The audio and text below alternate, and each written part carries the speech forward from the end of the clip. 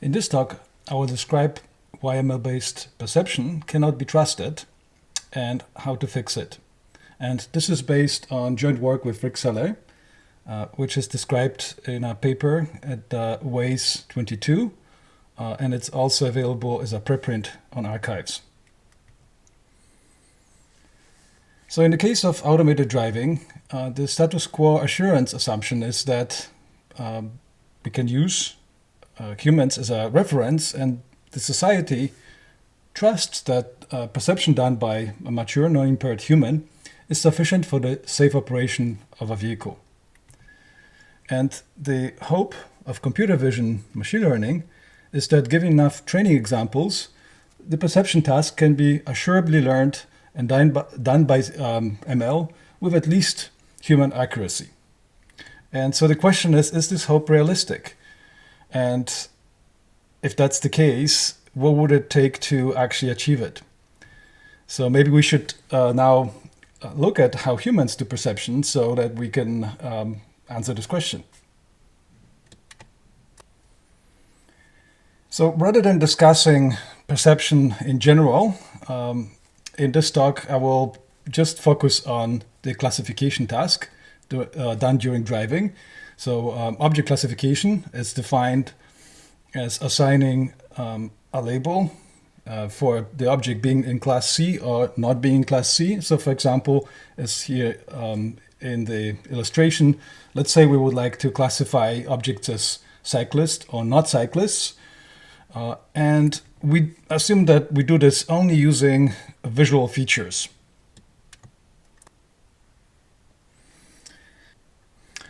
So before delving into the details of how classification is done by humans, let's first, in broad strokes, understand the processes in the brain through the so-called dual process theory, which says that brain processes can be classified into two types, type 1 and type 2, where type 1 are fast, non-conscious, holistic and intuitive, and typically same across individuals and even across species.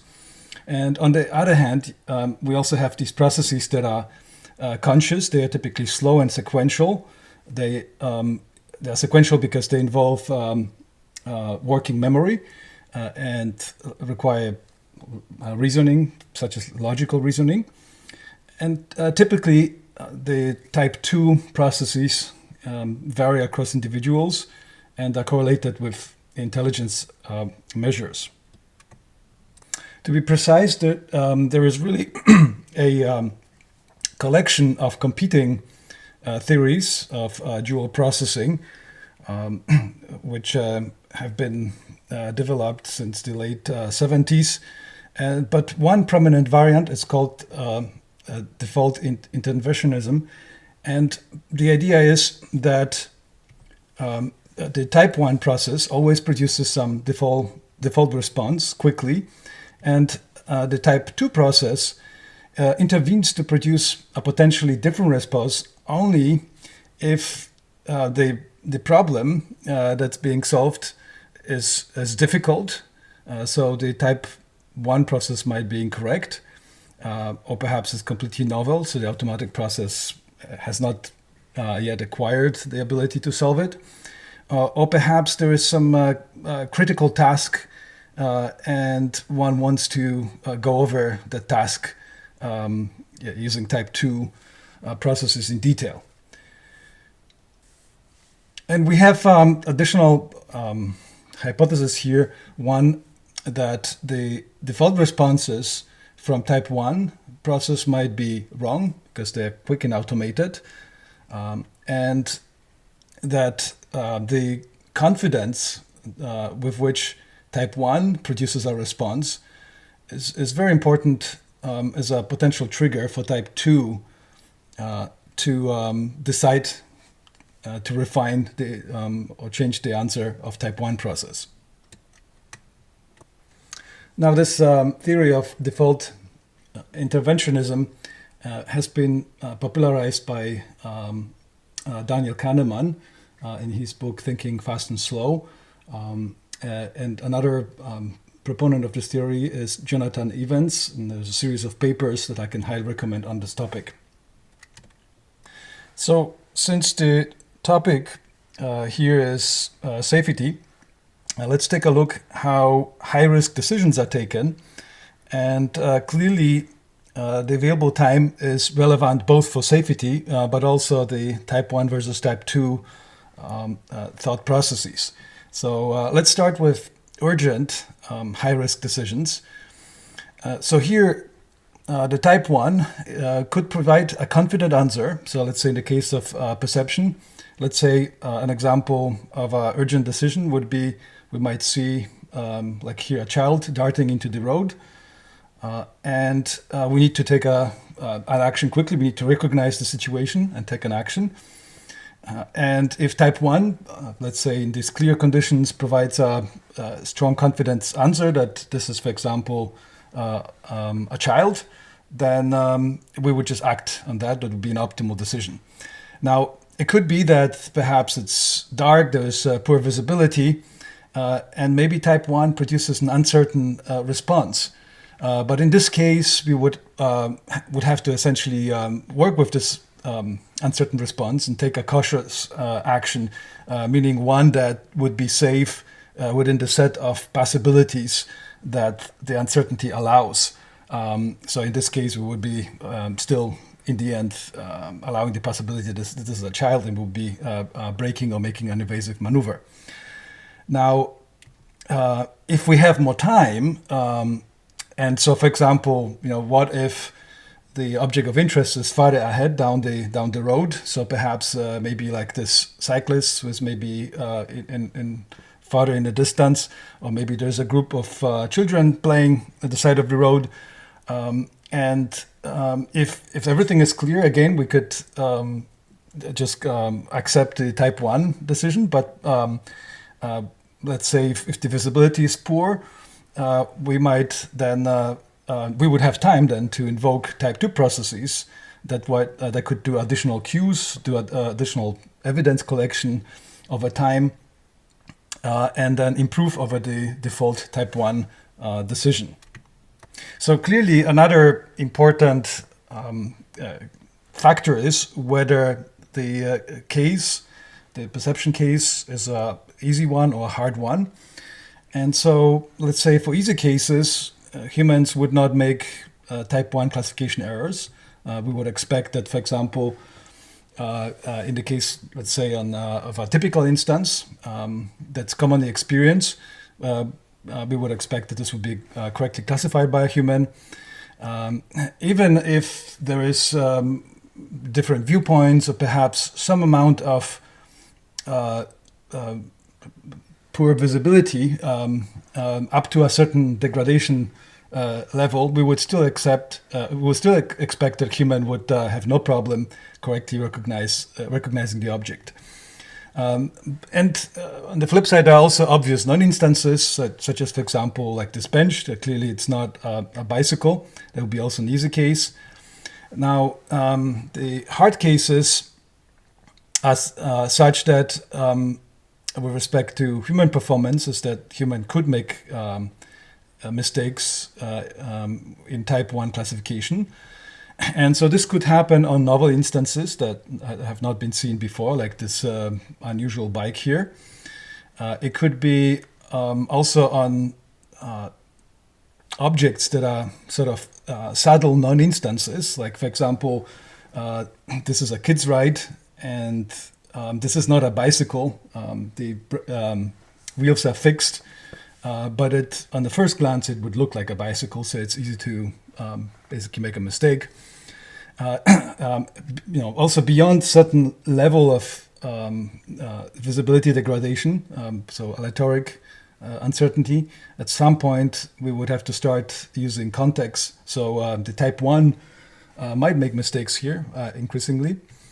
And there could be also ambiguous cases, such as this so-called walking bike, where it's not really clear whether this is a bicycle or not, and this is even would be, I think, confusing to most humans how to classify such a case. So to summarize, for type 1 classification, where the type 1 classification comes back with high confidence, we would have the easy cases, and we would just have the optimal classification. We will have these hard, subtle cases that will produce false positives. And they might be potentially unsafe, but usually we would accept that a human might make such a mistake because it's a subtle case. And for those cases which are hard, the remaining hard cases, we would expect humans for the type 1 classification to come back with with low confidence, with high uncertainty. And so then we would know that type 2 processing would be triggered. And then it could improve on type 1 processing. Well, but that could potentially require more time. And so with more time, the answer could be improved. So this has implications, trust implications for ADS and ADS assurance. And so the claim here is that automated driving system trust by humans is affected by implicit expectations about the performance, the human performance on easy and hard cases, and essentially what would an ADS do on such cases. So we would expect an automated driving system on easy cases that it should not make fast classification errors, since a human would not.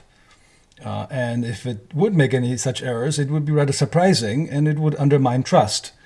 And so clearly, computer vision machine learning fails here. And a good example of that are adversarial errors, where you can have easy cases for a human, but the machine would make a mistake. And then conversely, on hard cases, fast classification errors are acceptable by an ADS, by a human, but should be handled safely, which means that it would be acted with caution if there is no time, or it would be improved by type 2, at least for humans, and we would expect that an ADS would do something similar. But that could only work if the machine system could accurately estimate the uncertainty or make an accurate uncertainty judgment to detect such hard cases. And again, we've got a problem here because in the current technology of machine learning in computer vision, the output of neural networks is often poorly calibrated, and it's notoriously difficult to detect out of distribution instances. All right, so let's summarize the process so far, the workflow. So inspired by the dual process theory, we would have this workflow where we would start with an object image that is to be classified. And then we would have type 1 processing that's fast. And then we would have a check about the confidence of the response. And if the confidence is high, then we would use this response as an optimal. And if the confidence is low, then the question is whether we have still time to do more processing. If we don't, then we would have to take a cautious action. And if we do have more time, we could then invoke type 2 processes to improve upon the initial response. So now let's turn to the task of image classification in humans. And this is called object recognition in the field, which is basically the ability to assign labels to a particular object. And within the last 25 years, there's been huge progress made in understanding of how humans are performing object recognition, and particularly this because of brain imaging such as functional MRI, where carefully crafted tasks are given to subjects, and then the responses of different brain regions are observed, and from that we can essentially kind of reverse engineer the processes that are happening in the brain. And we know that specifically the task of object recognition which has been studied in detail, and we have a lot of information about how this is done in the brain, is actually performed very rapidly. So in fact, sort of a first assessment of an object is available typically within 40 milliseconds. And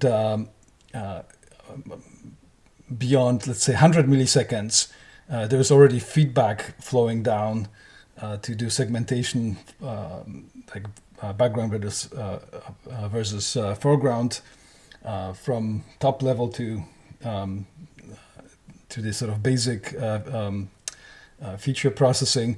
And then typically at around 300 milliseconds, objects are firmly already classified by subjects. So let's take a brief look at some of these regions. Where is this happening, and how is this happening? And so when we take a look at the major lobes, the 4 major lobes of a human brain, vision is located in the back of the skull, in the occipital lobe. The frontal lobe has the executive function, so reasoning. This is where working memory and logical thinking resides. In the side lobes here around ear, that's the temporal lobe, we have language. And in the top, so that's the parietal lobe, this is where attention arises. This is where actions and affordances are planned and recognized. And so specifically for vision, we have actually 2 major streams of processing, because everything what happens in the brain is usually highly networked in interaction among many parts.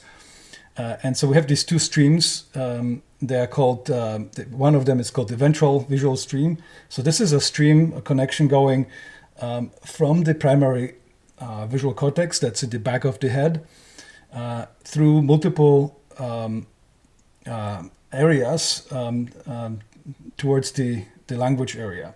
And this is where the understanding of the visual world happens. We sometimes also call this the what stream. And then there is the dorsal visual stream that goes upwards. And this stream is responsible for localization of objects, building up the 3D space around us, and also understanding how to manipulate objects, so affordances, how to plan actions. And so specifically object recognition would happen in the ventral stream. And so the ventral stream is the what stream, the understanding, and one of the tasks there is object recognition. And so roughly at a high level, we could characterize object recognition processing in the brain as going first through feature extraction, then building a invariant representation of the object, invariant in the sense that it's invariant in terms of viewpoint, in terms of potential occlusions, clutter, and so on. So it's sort of a normalized representation of the object. And then that representation is then used to access past object memory and to classify an object or recognize an object. Now, this normalization is a very interesting process. There are 2 competing theories, the view-based and structural description based. The view-based one says that within the ventral stream, there is essentially an accumulation of perspectives or views for each object from many different, so to speak, sides, and then the brain can interpolate among those. And the structural description theory says that the brain is actually reconstructing a 3D representation of an object as a sort of canonical 3D representation.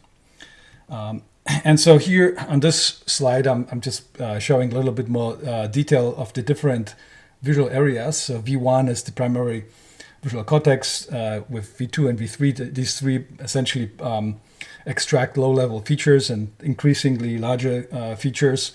There are areas responsible for movement, like the V5, for example, for color, V4. And it just progresses, in the lower part progresses towards the temporal regions where where language resides, and this is then where objects are recognized or identified. This is just sort of another view more in terms of functions, showing how different types of features are first extracted. And there is a view normalization that happens once the features are assembled into shapes. And then once that normalized view is available, then the object can be recalled from memory. All right, so that's the ventral stream, how we recognize objects. But then this is processed beyond. We actually further abstractly think about different categories of objects, and this is actually called categorization. And this involves other parts of brain, like, for example, the temporal regions that are responsible for language, but also whenever we manipulate these categories logically through reasoning, we would be using the prefrontal cortex areas, the executive functions, and as highlighted here. And so object categorization is sort of the dual to object recognition, sort of in the language world, in the reasoning world. So this is the process of grouping objects based on similar and shared features, and this is where we logically group things together. Now, there's been progress in providing neurocognitive foundations of object categorization. One of the current theories distinguishes between two forms of learning and manipulation of categories, object categories in the human brain. The procedure categorization learning, which is essentially like type 1, where we sort of, in a kind of fuzzy boundary categories are quickly, objects are grouped together and classified. And then the declarative categorization, which requires reasoning and rules and logic. And so that's essentially type 2 categorization. And at the same time, the subject of categorization is also studied in cognitive psychology and in linguistics. And so there, over the many decades now, researchers have been thinking about the representation of object categories, or representations being concepts. And so we have some theories there. There are three distinct ways of representing categories that have been put forward. One is rule-based or classical, where we basically decide the membership of objects in terms of necessary and sufficient features. We have prototype based categorization, where basically this is done by similarity to some kind of prototype or average object. And we have also the exemplar representation, which is similar to prototype, except that exemplars are like individual, specific, perhaps even one-off type of objects, not necessarily average objects. These days, we think that all these different representations are actually obviously neurally represented in the human brain. So let's briefly look at these different representations just to illustrate that.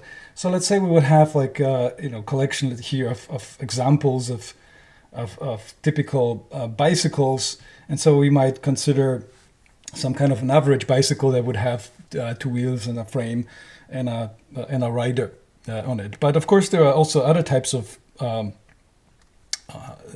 cycles. We have unicycles and we have tricycles, and we could have prototypes for those. So here, prototypes is shown by this yellow dot that sort of represents some kind of an average individual within a set or category of objects.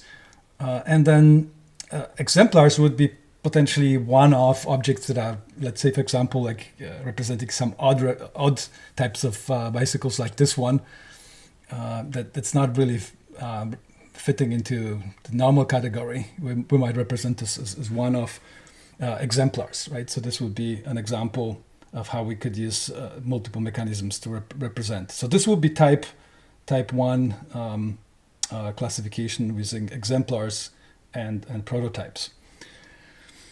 All right, so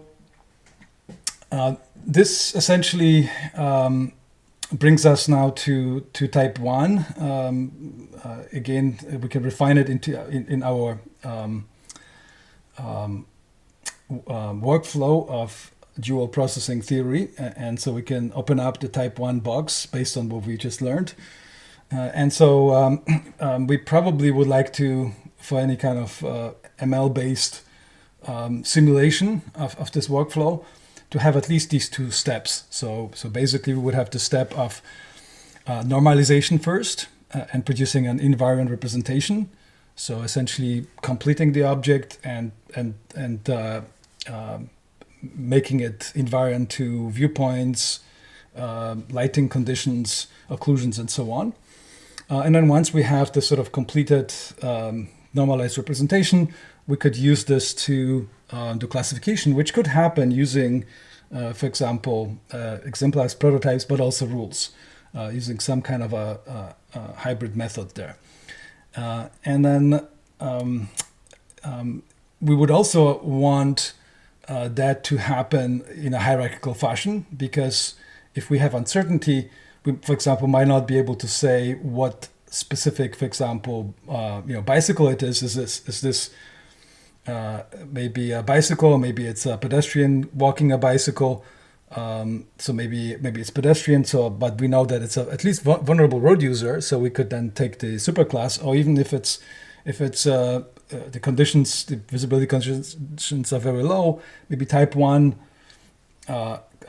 classification could really just say that, yes, there is an object, but it's really difficult to say what it is. So that's why we would like to have a hierarchy there and have the ability to return a superclass, which would represent an uncertainty. All right, and so interestingly, these sort of steps have been actually this work in the area of deep neural networks that, for example, do normalization. And so here's some related work. I don't have time to go in detail over this. I would like to just pick one specific work by Joshua Tannenbaum's group, which essentially uses generative network to do this type of normalized representation, 3D representation. So let's say in a normal classifier, image comes in, and then the classifier essentially produces a label. But with this idea of having this generative model there, we're essentially creating what's called inverse graphics, meaning that we're going from a flat image to a 3D model that could have produced that flat image. And so normally this is an ill-posed problem. There's some guessing that has to happen, and this is actually what the human brain does all the time. And this model can be trained by producing training data by just taking 3D models of faces and producing the flat versions, and just training this generative model that in fact has been kind of designed based on some of the ideas that were gleaned from the human visual system. And so it's a very interesting work that points into this direction that we can actually exploit some of these ideas from the human brain to realize this step. So now in the case of classification,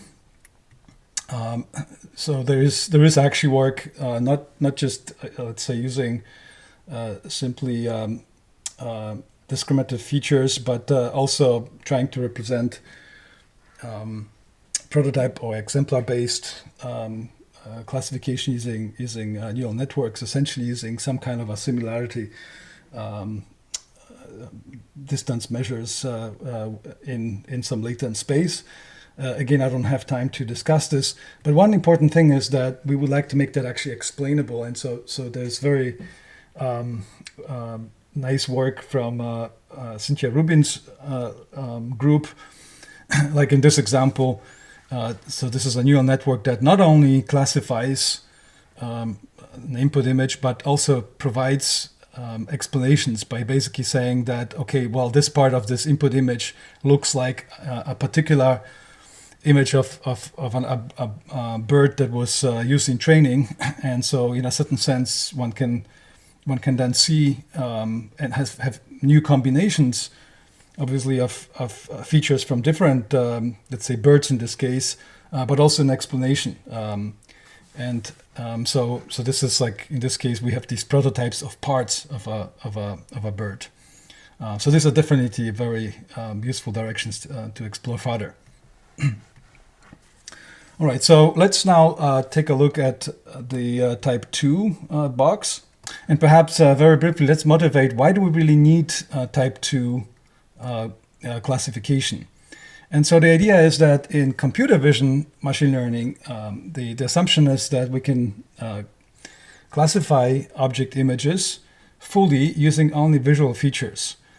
So visual feature in the end is some kind of mathematical property of an image. And so the hope is that with enough examples, training examples, ML should be able to achieve arbitrary accuracy. But that is not really the case because there is additional information that obviously computer vision doesn't have access to.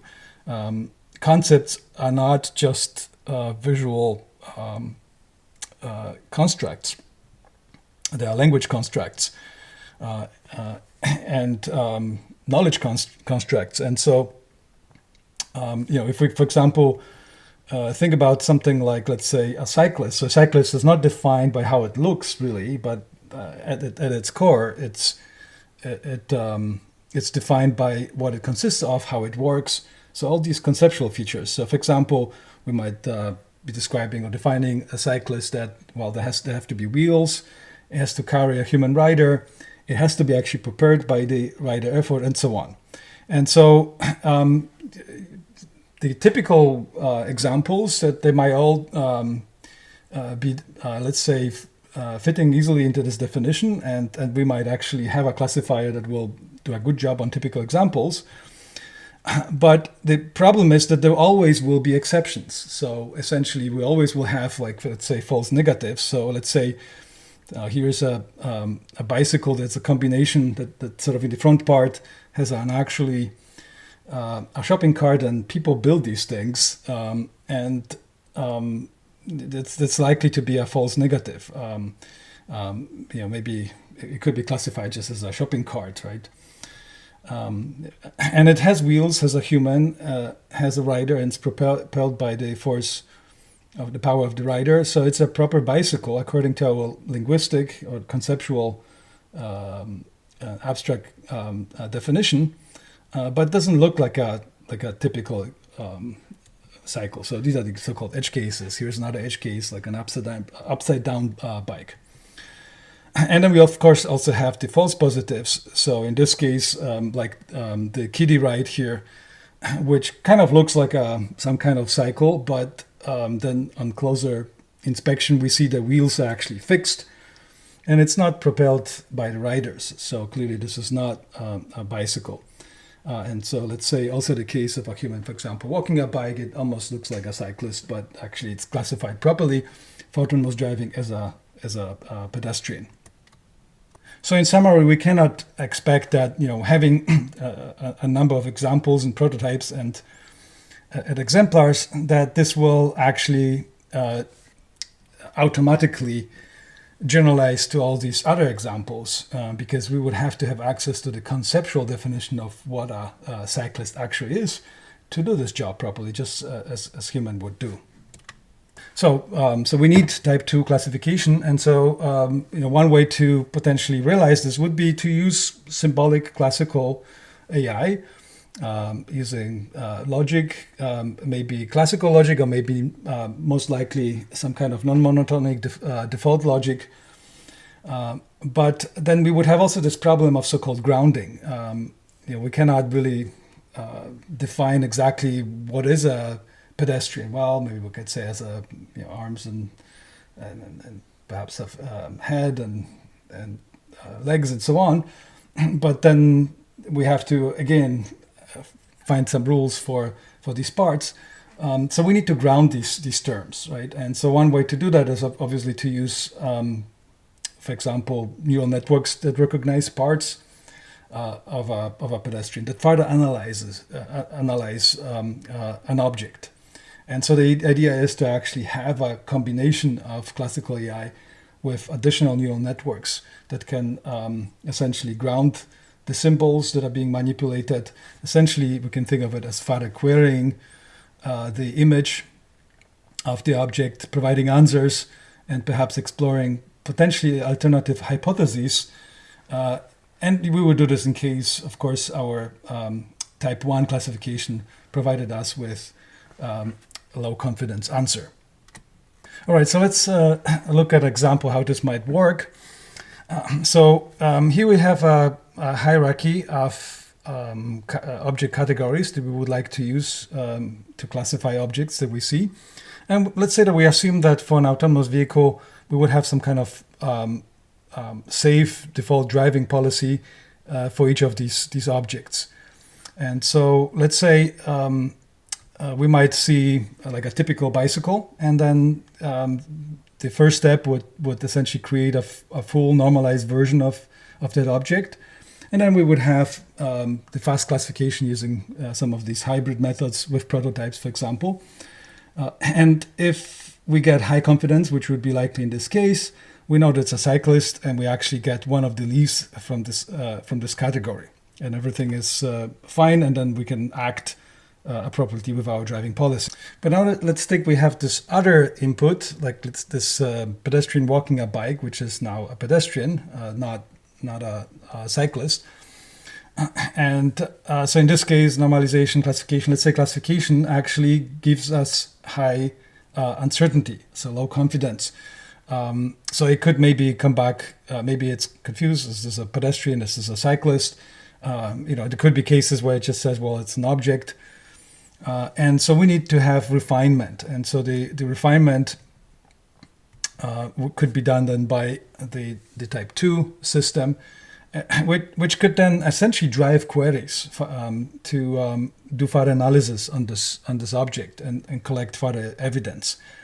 So we would use our knowledge base that has a definition of a cyclist, and then we could use specialized neural networks for fast answering the queries that the symbolic AI might need to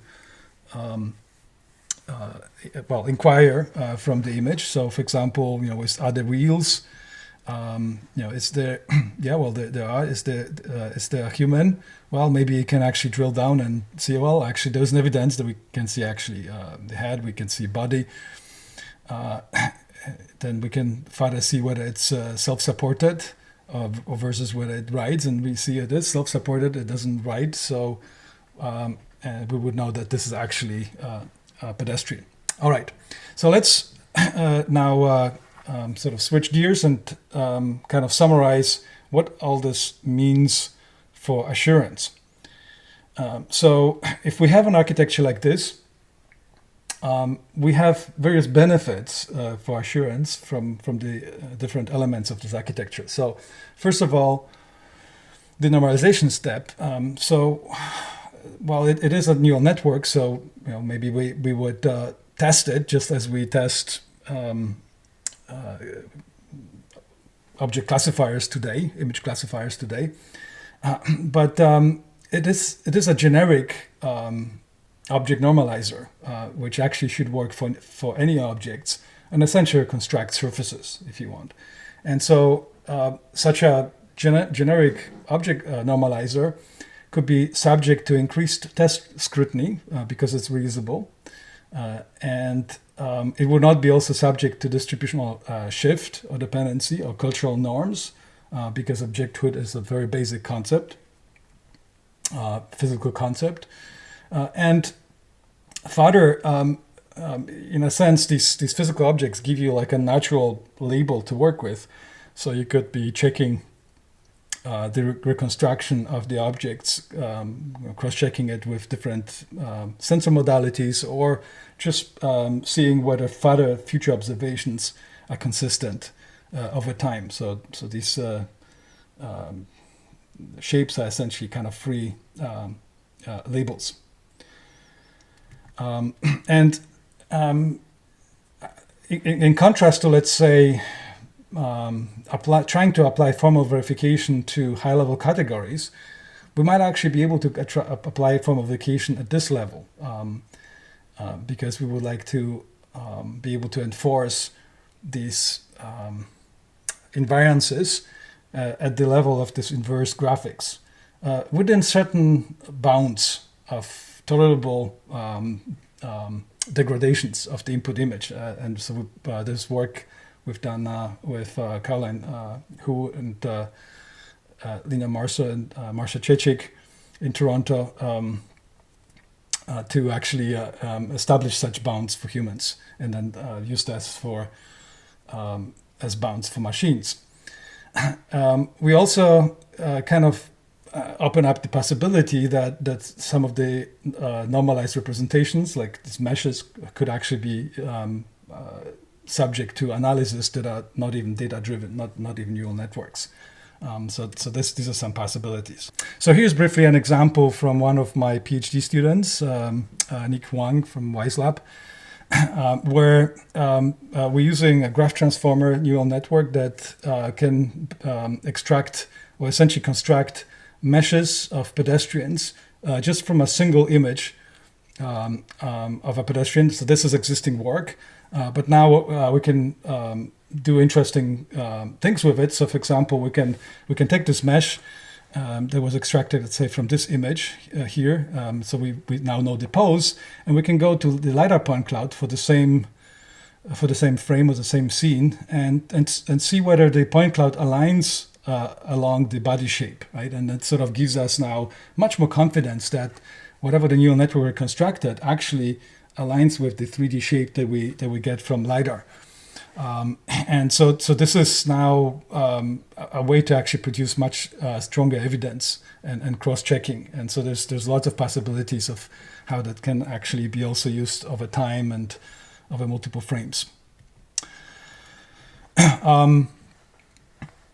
Okay, so next step is the fast classification. So as I said, here we would like to use prototypes, exemplars, potentially some rules, but essentially hybrid. But prototypes and exemplars are very important because in cases where rules are not sufficient, prototypes and exemplars still are interpretable by humans. So that would allow us to have interpretability when building safety cases. So like in this looks like that related work that I pointed out earlier. And so the type of definitions of objects that we used in these hybrid representations are actually aligning with how humans represent concepts. And so they would be also a well-founded source of trust, and it could be reviewed by humans. We have still issues here. So one key problem is obtaining calibrated uncertainty or getting out of distribution detection at that level. That is challenging to do. But I think that normalization actually helps with this step already.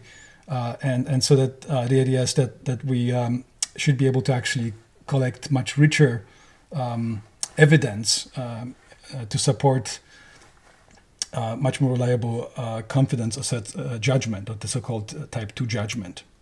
So now turning to type 2 classification. Here, the nice thing, of course, is that we are in the realm of logic. So this is all interpretable, reviewable. It is potentially subject to formal verification. Another strong aspect here for safety assurance is the fact that we kind of get zero-shot generalization, because we can now construct new types of, or recognize new types of cyclists based on the actual conceptual definition through the different parts that were learned from other types of bicycles, like in this case that we studied. And essentially this is great. This is all great for using formal methods. Well, and finally, the overall dual process approach aligns with humans, and so that provides trust. It means that easy cases that are easy for humans should also be easy for ADS and handled by type 1, and the hard cases are hard for humans, and so that we have this handling of that by type 2. And we can also exploit relationship between the type 1 and type 2 parts. So, for example, type 2 could provide supervision and refinement for type 1, for data augmentation, for training. In general, we have to keep certain type of consistency. We want essentially type 2 to improve upon type 1, and particularly always lead to safer decisions, provided there is time, compared to type 1. All right, so let me summarize.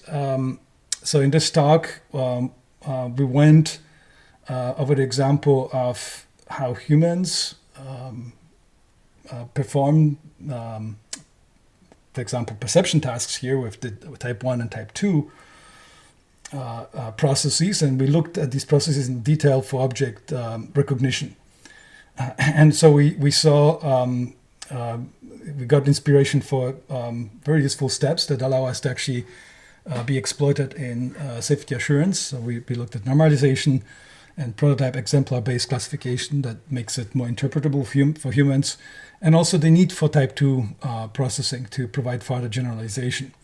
And so the general takeaway is that Rick and I would think that this is a very fruitful direction for future. This is all still very, very early, and I think this direction will actually bear fruits and will help us to build AI ML systems that are more trustable.